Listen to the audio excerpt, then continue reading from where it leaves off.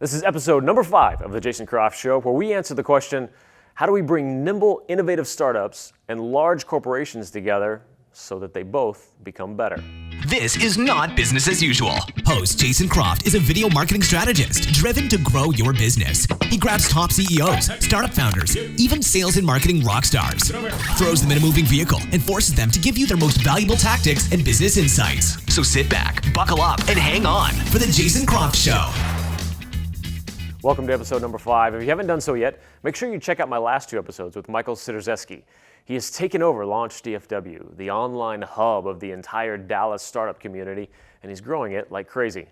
We also talked about how his startup is helping companies grow by going offline, and why being too early can be a bad thing in business. For the show today, I wanted to dive into the issues that come up with being a large corporation and trying to innovate quickly enough, and with being a startup who may be fast and cutting edge, but lacks the reach and the capital to grow quickly enough. So I brought Ken Koo into the business mobile to discuss what he's building to tackle this incredibly large and complex, ever-growing problem with his new initiative, Bridge Alliance.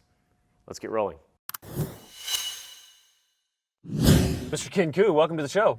Thank you. Glad to be here. Absolutely. We've kidnapped Ken, and we are off. You're not getting out of the car until you tell us some amazing things. Some amazing things. That's right. So maybe just a little bit of background, right? Please. So we had the good fortune to kind of link up a few weeks ago, and you gave me a lot of insight on your background and Bridge Alliance, and I'd love for you to share some of that with the audience a little bit. So my background, I started off as a developer myself back in the 90s. So I was a full stack developer before they even called it full stack developer, right? Like worked on a lot of early .coms. So back then you hire consulting companies to do .com, to do major .coms, to release those. And nowadays you hire agencies, right?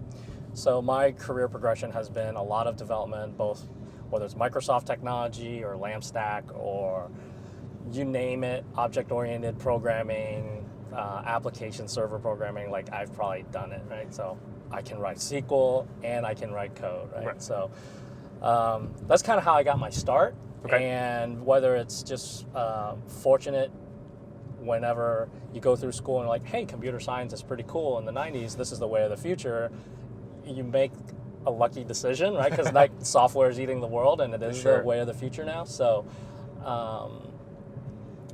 so where did you that take background? Yeah, so I took that through through my career progression with various management companies as well as agencies. So most recently, I was the president of a local agency here in Dallas called Imaginuity. Okay. Ran that for about 5 years and had a fantastic time there and a great experience there. And help grow that company. What was the typical kind of project style? So we did a lot of large .coms, but we also did social media marketing, content marketing. Okay. Really, the full service digital agency is kind of who we were. So we did compete against some very large agencies. The Omnicom-owned agencies of the world, the Razorfishes, and the Publicis's of the world. So you jumped in there and held your own. And I love working for a boutique agency. It's more nimble. We get to make decisions faster, and we get to service our customers in a higher touch way. So that was a fantastic experience. And then really started looking at angel investing while I was the president there. And what's our time frame right there? Like so that was probably about I want to say 2011, 2012 is when I joined Imaginuity. Okay. And then for the last 2 years or so, after I departed, I've been just angel investing and trying to figure out what I want to do next. Even when I was at Imaginuity, that's around the time where the startup community, the venture capital startup community, really started developing and growing. That's where I met Trey. Met Gabriella, met John Reed, some of the folks within the community, and back then, like, they didn't even have the first fund yet at Tech Wildcatters, and the deck didn't even exist, right? So I tell people, like, I remember the deck when it was sitting on top of soft layer on Stemmons before they moved into their space today. So look how well we've done as a community over the last 4 years. But then I started, the segue into the bridge is I started seeing this disconnect or the silo in terms of how we're growing between the capital, our startups, and then really the disconnect with enterprise or big business that's in town. So yeah, definitely still feels that way. Like it still kind of feels that way. So some folks are doing really well in bringing it together. Some accelerators are doing a really good job of exposing their portfolio companies and having events and getting mentors engaged into their community. I mean, that's true. Yeah. Kudos to Dave Matthews. He's doing a fantastic job at RevTech. And just recently left the Tech Trends event this week and attended that, and it was fantastic.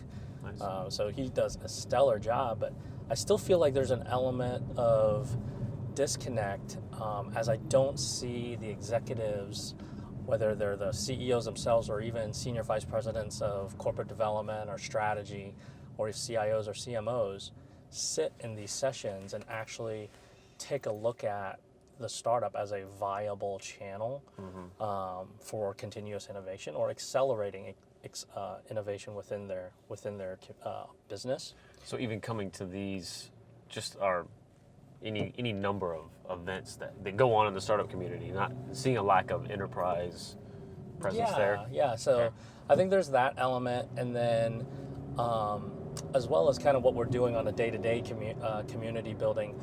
At least for now, over the last 4 years, it's really been servicing the startup, which is totally needed, right? Like we're just getting started. Because you need to have the viable startups. That's right, and Silicon Valley's had a 50-year head start, so we're really just kind of getting to the point where we have sufficient, I think, momentum to really take it to the bigger businesses in town and looking at it as a viable channel, right? I don't think we could have done this 3 years ago or 2 years ago. I don't think we're quite there yet.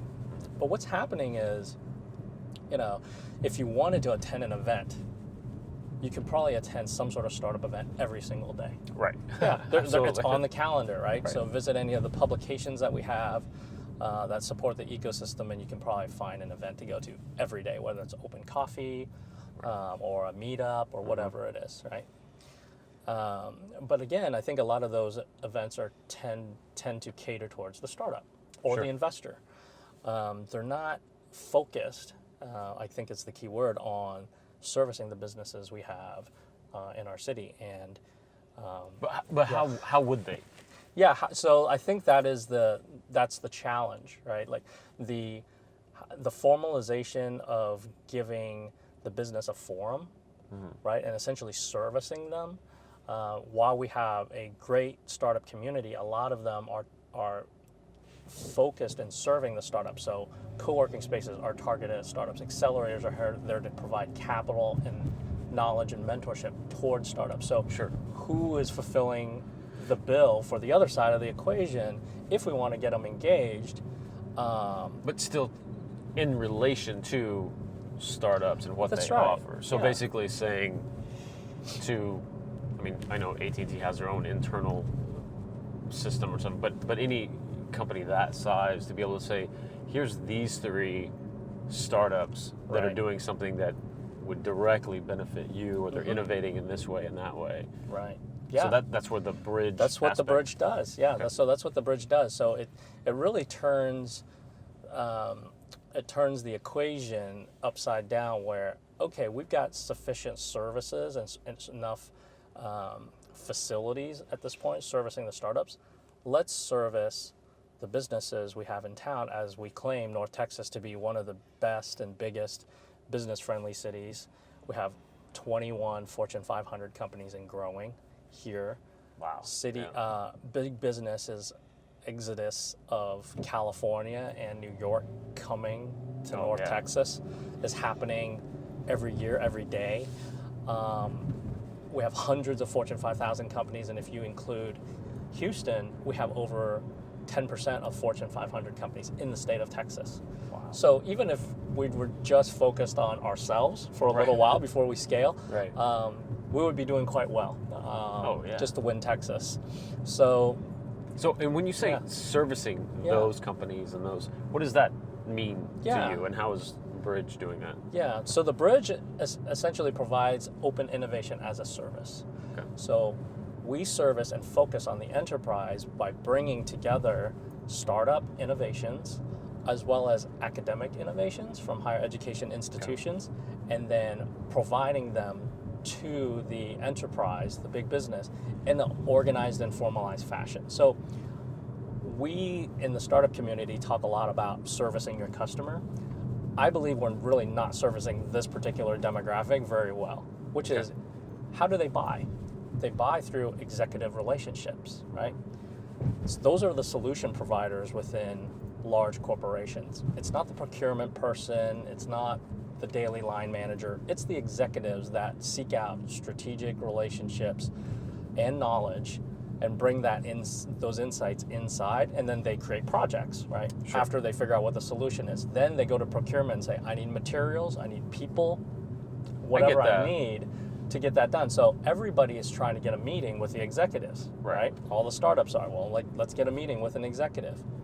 Okay, so if that's how they're gonna buy, then why do we not have events or services specifically catered for the executives to tap into our ecosystem, right? Sure. So what we're essentially creating is a marketplace of innovations channeled through startups and academic research, and then collecting and calling all that, analyzing it, and providing it in a way that businesses are accustomed to buying, which is, you have to bring it to them. Right. You can have as many events as you want, as many open coffee days as you want. Nobody's as executives not going to sit and drive 40 miles every week to a coffee thing to hang out. Hang out. Provide me a catalog in an organized fashion. Provide me research. Provide me analysis.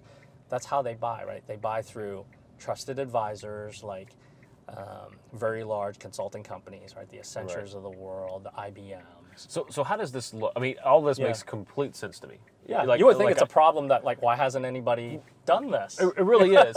It does, but give me something tangible. Give me an example of what that would look like, from a type of company, example company, to how we could package that. Yeah, so this activity is already happening today, right? Okay. So what we're doing is actually just making it more available and distributing essentially this capability in a larger scale, and making it more economically viable and accessible to a lot of companies. So companies are doing this today with their own venture arm. So 7 Ventures exists right here in Dallas. They have a venture component where they look out and seek innovation for retail specifically, right? Okay. And what those venture arms typically are used for within these large corporations are not to get a quick return on the startup, wait for them to go IPO and flip it and make some money. They're in it for the innovation. Gotcha. Right? So to when Intel, that's right. Okay. Exxon has plenty of money. Their Exxon Venture Fund is utilized to go and look at the best technology innovations to keep their business going today and probably tomorrow. Right. But not necessarily looking at, hey, you know what, this $2 million will turn into $200 million. They're really not interested in another... Right, that direct... Yeah, that direct ROI in terms of what a private equity company would look at. Sure. That's not the game that they're playing. They're playing a totally different game. So how does that package look? So you've got Exxon, and you want to almost service them and somebody else that size. Right. What does this look like? Yeah, so similar to other knowledge management companies out there, whether it's like a Forrester or Gartner or Pew or Nielsen, what we're doing is we're collecting a database and we're creating a marketplace of all business to business ready startups.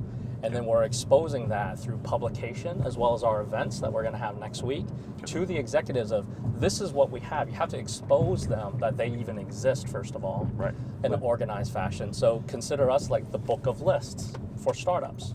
Sure. I'm like, where's the consolidated book of lists for startups that lives in Dallas? There really isn't any. You can't go to one website, at least today, where that information is just free flowing. Sure. It doesn't exist yet. So let's put it together. Let's expose it to the executives. And then how do you legitimize? Yeah, so then you have to vet it, right? So you have to vet and make sure that these entrepreneurs, these innovations that are happening are legitimate, or not just entrepreneurs, that they have traction, or they have funding, or they have elements that they're business ready. Yeah, and then what's the criteria for that? How is that vetting going to happen? So the criteria for that is you need to be, of course, an established business in the United States, right? You can be incorporated in Texas, or you can be incorporated in Delaware or any other state, right? You have to be incorporated. Okay. Right, so you have to have a tax ID.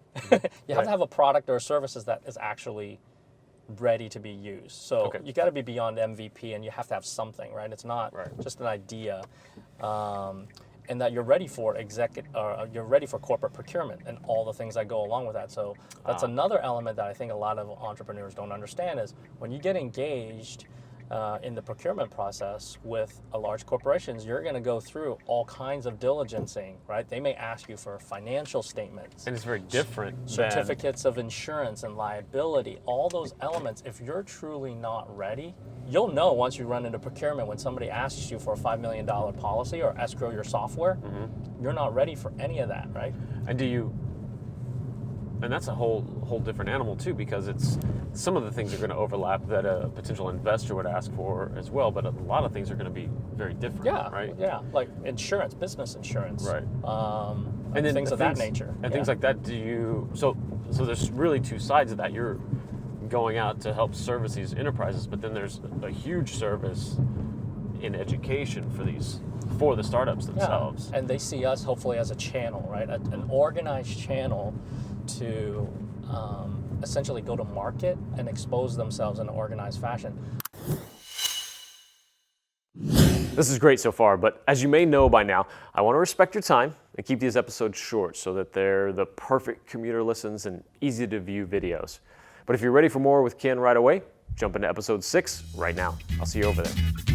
Thanks for listening to The Jason Croft Show. Head over to thejasоncroft.com for all the show notes, links, and special offers mentioned in the show. Also, if you've not already rated our podcast in iTunes, we'd love your support. Please leave a review and the star rating that you think we've earned. And don't forget to subscribe. We've got more incredible guests coming your way. We'll see you next time for business, breakthroughs, and being better on The Jason Croft Show.